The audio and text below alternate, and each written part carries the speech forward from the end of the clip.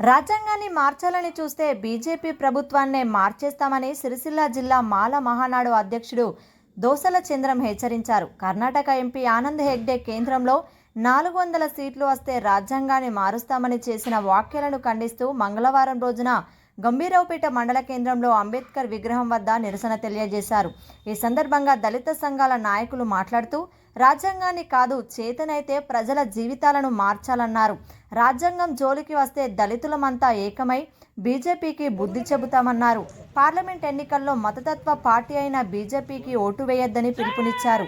ఈ కార్యక్రమంలో మాల మహానాడు జిల్లా నాయకులు రెడ్డిమల్ల రాజనర్సు, జిల్లా ప్రధాన కార్యదర్శి దోసల ఉపేంద్ర, నల్ల రాజకుమార్, జిల్లా అధికార ప్రతినిధి పిట్ల రఘు, మాల మహానాడు మండల అధ్యక్షులు లక్కంబాబు, రెడ్డిమల్ల రాజనర్సు మరియు తదితరులు పాల్గొన్నారు. ఈరోజు గంభీరపేట మండల కేంద్రంలో తెలంగాణ మాలమ్మ ఆధ్వర్యంలో బీజేపీ పార్టీ రాజ్యాంగాన్ని మారుతనము సిగ్గుచేటు.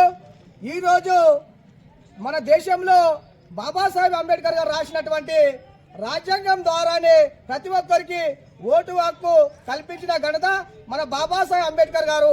ఆ ఓటు హక్కు ద్వారానే ఈరోజు ఓట్లతోటి గెలిచినటువంటి ఎంపీలు, ఎమ్మెల్యేలు, ప్రధానమంత్రి కూడా రాజ్యాంగాన్ని మారుస్తానడము సిగ్గుచేటైన చర్య. కర్ణాటక ఎంపీ అనంత్ హెగ్డే గారు 400 సీట్లు వస్తే రాజ్యాంగాన్ని మారుస్తానడము సిగ్గుచేటు. ఈ రోజు మీరు గుండె మీద చేతులు వేసుకొని మాట్లాడాలి. ఎందుకంటే ఆయన రాజ్యాంగం మీద ప్రమాణం చేసి ఈ రోజు రాజ్యాంగానికి తూట్లు వరుస్తున్నటువంటి బీజేపీ ప్రభుత్వం డాక్టర్ బాబాసాహెబ్ అంబేద్కర్ ఆలోచన విధానం